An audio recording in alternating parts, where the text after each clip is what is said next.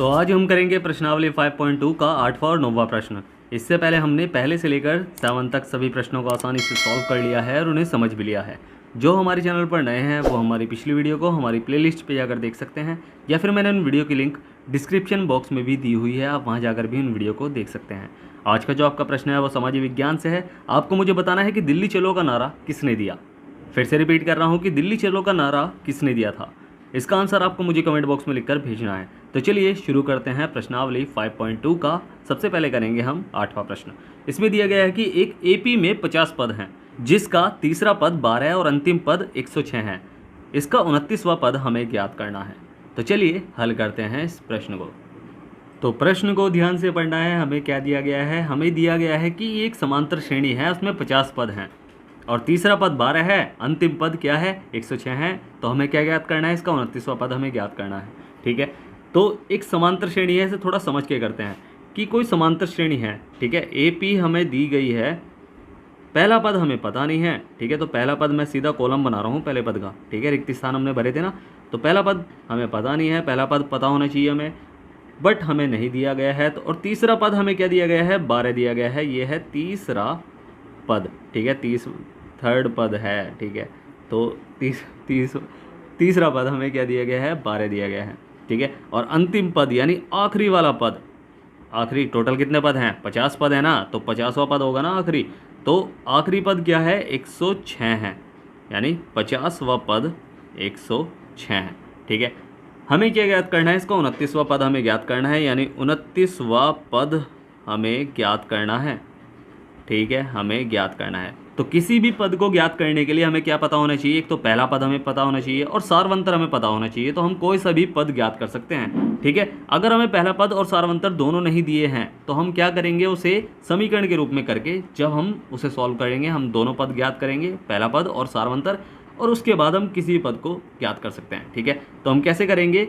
इसके हिसाब से एक समीकरण बनाएंगे, यानी दो पद हमें दिए गए हैं तो दोनों के हिसाब से दो अलग अलग समीकरण बनाएंगे। इसके हिसाब से n हमारा तीसरा हो जाएगा, यानी 3 हो जाएगा। इसके हिसाब से n हमारा हो जाएगा 50। ठीक है, तो हम लिखेंगे क्या कि समांतर श्रेणी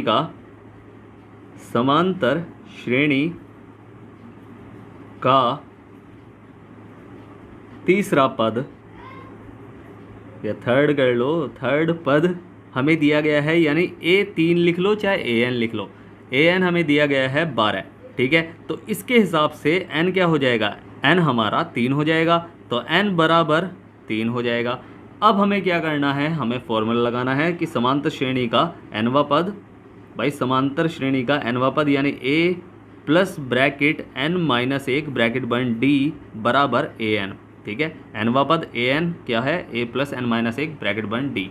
इसे हम सॉल्व कर लेंगे। तो इसमें हम कैसे करेंगे? मान रखेंगे पहले तो a हमें पता नहीं है, n हमें पता है 3 है, तो 3 - 1 d भी हमें ज्ञात करना है, और बराबर an क्या है? भाई तीसरा पद क्या है? 12 है, तो 12 है। इसे हम और अच्छे से सॉल्व कर लेंगे तो क्या हो जाएगा? a प्लस 3 में से 1 गया 2, d बराबर 12। ये हमारा पहला समीकरण बन गया। ठीक है, अब ऐसे ही दूसरा समीकरण हम बनाएंगे। दूसरा समीकरण हम दूसरे पद से बनाएंगे। भाई 50वां पद यानी अंतिम पद, हमें पता है ना समांतर श्रेणी में कुल कितने पद हैं? भाई 50 पद दिए गए हैं, तो 50वां पद यानी, और प्रश्न में दिया भी गया है कि अंतिम पद 106 है, तो 50वां पद 106 होगा। तो समांतर श्रेणी का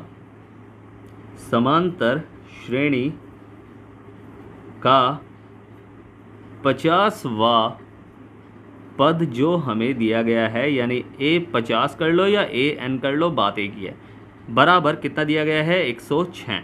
ठीक है, यानी इसके हिसाब से A plus bracket n-1 bracket बन D बराबर AN, यानी A हमें पता नहीं है, N हमें, देखो इसके हिसाब से N क्या है? N है हमारा 50। ठीक है, इसके हिसाब से N हमारा क्या है? 50 है। ठीक है, तो N यानी 50 - 1, 50वां पद है ना ये, तो n 50 होगा। D बराबर कितना हो जाएगा? 106। ठीक है, इसे हम और अच्छे सॉल्व कर लेंगे। तो A प्लस 50 में से 1 गया 49 D बराबर 106। ये हमारा दूसरा समीकरण हो गया। ठीक है, अब हमें क्या करना है? थोड़ा सा गैप देकर दोनों समीकरण को लिख लेना है। तो पहला समीकरण हमारा क्या है? A प्लस 2D बराबर 12, ये हमारा पहला समीकरण है। और A plus 49D A plus 49D बराबर 106, ये हमारा दूसरा समीकरण है। ठीक है, दो चर वाला रैखिक समीकरण बन गया तो इसे हम दो तरीकों से सॉल्व कर सकते हैं, एक तो प्रतिस्थापन विधि, एक विलोपन विधि, और तीसरा भी कर सकते हैं, अगर आप कर सकते हो तो ग्राफीय विधि। ठीक है, तो ग्राफीय विधि से तो हमें ग्राफ बनाना पड़ेगा, तो ग्राफीय विधि से तो हम सॉल्व करेंगे, इसे हम करेंगे विलोपन विधि से। विलोपन विधि थोड़ी सी हल्की है। ठीक है, हमें क्या करना पड़ता है, उसमें एक चर का मान समान बनाना पड़ता है, बट इसमें तो समान है ही, एक चर का मान समान है, ये भी ए है, ये भी ए है। ठीक है, अब इसका साइन हमें देखना है, जिस चर का मान हमने समान बनाया है या फिर बना हुआ है उसका साइन हमें देखना है। ये प्लस प्लस, ये प्लस का है, ये भी प्लस का है, दोनों प्लस के हैं। हमें क्या करना है, इन्हें तो काटना है, तो काटने के लिए हमें इनके चिन्ह उल्टे चाहिए, यानी एक प्लस का एक माइनस का। तो चिन्ह कैसे बदलेंगे, जब हम घटाने पर लिखते हैं, तो समीकरण 1 व 2 को घटाने पर। ठीक है, इसलिए थोड़ा सा गैप छुड़वाया था। अब इसमें घटाने पर हमने लिखा तो नीचे वाले के जो साइन हैं वो बदल जाएंगे, ये प्लस का है, ये माइनस का हो गया, ये प्लस का है, ये माइनस का हो गया, ये प्लस का है, ये भी माइनस का हो गया। ठीक है, तो ये बदल गए, ये प्लस का है, ये माइनस का उल्टे चिन्ह है तो ये घट गए, ये प्लस का है, ये माइनस का है, ये भी उल्टे चिन्ह है तो घट जाएंगे, यानी 49 में से 2 गए, तो 49 में से 2 गए तो क्या बचेगा, 47 बचेगा डी, और वो भी किसका बचेगा, वो भी माइनस का बचेगा। ठीक है, क्योंकि 49 बड़ा है, और बराबर ये भी उल्टे चिन्ह है तो घट जाएंगे। 106 में से हमें क्या घटाना है, 12 घटाना है, तो 6 में से 2 गया, क्या बचेगा, 6 में से 2 गया तो 4 बचेगा, और 10 में से 1 गया तो क्या बचेगा, 9 बचेगा, और वो भी माइनस का बचेगा। अब माइनस से माइनस कट जाएगा। ठीक है, माइनस से माइनस कट जाएगा तो हम इसे भाग कर सकते हैं अब आराम से। कैसे, कि डी बराबर 47 इधर गुणा में है तो इधर जाकर किसमें हो जाएगा, भाग में, यानी 94/47। ठीक है, 94/47। अब 47 दूनी 94 होता है तो हम काट लेंगे इसे 2 पर। ठीक है, तो 2 पर कट जाएगा ये, तो डी का मान क्या निकल के आएगा, डी का मान हमारा निकल के आएगा 2। ठीक है, ये हमारा क्या निकला है, चाहे इसे लिख लो, सार्व अंतर हमारा निकला है 2। ठीक है, अब सार्व अंतर हमारा 2 निकला है। अभी हमने एक चर का मान निकाला है, दूसरे चर का रह रहा है, तो दूसरे चर का मान हम कैसे निकालेंगे कि डी का मान समीकरण किस में रखने पर, समीकरण 1 में रखने पर। ठीक है, डी का मान समीकरण 1 में हम रखने पर, यानी रखेंगे, तो एक क्या है हमारा समीकरण, a प्लस 2d बराबर 12। इसमें हमें d का मान 2 रखना है, तो a प्लस 2 गुणा 2 बराबर 12। अब 2 दूनी 4, यानी a प्लस 4 बराबर 12, और a का मान क्या हो जाएगा, a का मान हो जाएगा 12 माइनस 4। ठीक है, यहाँ प्लस में है, इधर जाके माइनस में हो गया, तो a का मान क्या निकलेगा, a बराबर, भाई 12 में से 4 गए तो क्या बचेगा, 12 में से 4 गए तो बचेगा 8, 8 और 4 12 होता है ना, तो a हमारा निकला है 8, यानी प्रथम पद हमारा निकला है 8। ठीक है, प्रथम पद हमारा क्या निकला है, a 8। अब a हमें पता चल गया 8 है, और d हमें पता चल गया क्या है, d हमारा 2 है, यानी पूर्व पद यानी प्रथम पद, और सार्वंतर में पता चल गया है। अब हम किसी भी पद का मान निकाल सकते हैं। तो एक बार और लिख लेते हैं, a हमारा क्या है, a हमारा 8 है, और d हमारा क्या है, d हमारा है भाई 2। ठीक है, 2 हमारा d है। अब हमें क्या करना है, 29वां पद ज्ञात करना है, तो समांतर श्रेणी का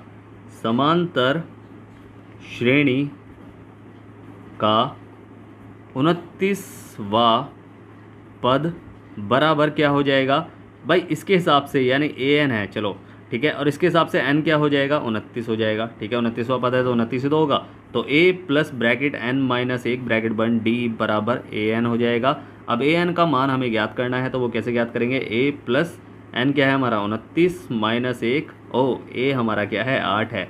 ठीक है, 8 प्लस 29 माइनस 1, और d हमारा 2 है, बराबर an हमें मिल जाएगा।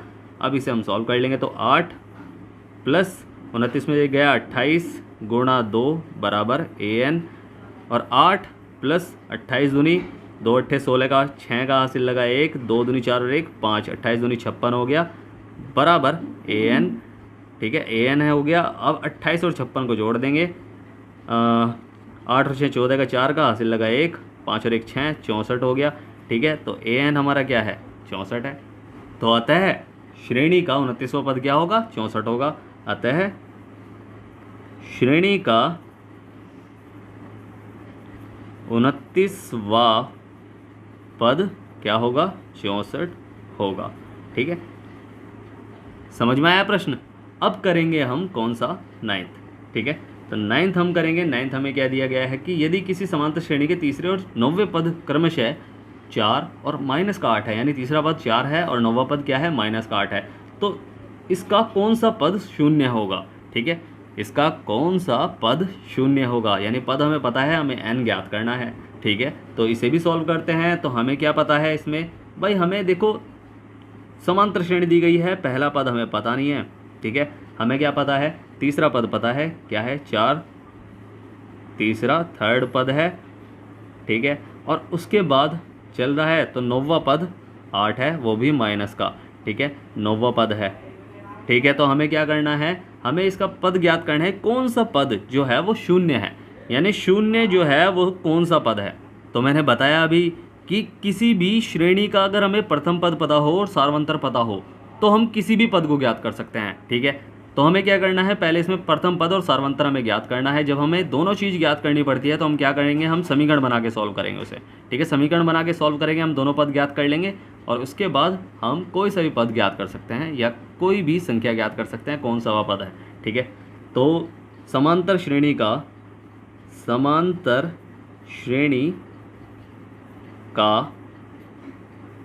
थर्ड या थर्ड पद, भाई थर्ड पद क्या दिया गया, पहले इसके हिसाब से समीकरण बनाएंगे, फिर इसके हिसाब से समीकरण बनाएंगे। तो थर्ड पद के हिसाब से समीकरण बनाएंगे तो क्या हो जाएगा, यानी A3। ठीक है, AN बोलते हैं ना, n का यानी 3 है, तो A3 हमारा क्या है, 4 है, तो इसके हिसाब से n क्या हो गया, 3 हो गया, तीसरा पद है ना, तो 3 हो गया। तो क्या करना है, हमें समीकरण बनाना है, a + n-1 ब्रैकेट बन d बराबर an होता है। ठीक है, ये हमारा समीकरण है, मतलब फॉर्मूला है। तो a हमें पता नहीं है, n हमें दिया गया है, तो हम क्या करेंगे, 3 - 1 और d हमें ज्ञात करना है, बराबर an क्या है, 4 है। इसे हम सॉल्व कर लेंगे, तो सॉल्व कर लेंगे तो क्या हो जाएगा, a + 2d बराबर 4। ठीक है, अब इसके हिसाब से समीकरण बनाना है। तो समांतर श्रेणी का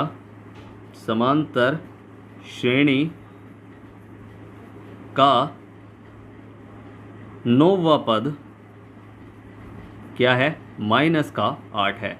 ठीक है, तो इसके हिसाब से n क्या हो जाएगा, यानी A9। भाई A9 का मतलब क्या हुआ, 9वां पद AN बोलते हैं ना, तो n क्या है, n की जगह 9 है ना, तो 9वां पद हो गया। तो n हमारा क्या हो जाएगा, 9 हो जाएगा। तो a + ब्रैकेट n-1 ब्रैकेट बन d बराबर an हो जाएगा। अब इसे हम सॉल्व कर लेंगे, तो कैसे सॉल्व करेंगे, a हमें पता नहीं है, प्लस इसके हिसाब से n हमें पता है 9 - 1 और d हमें ज्ञात करना है, तो an -8 है।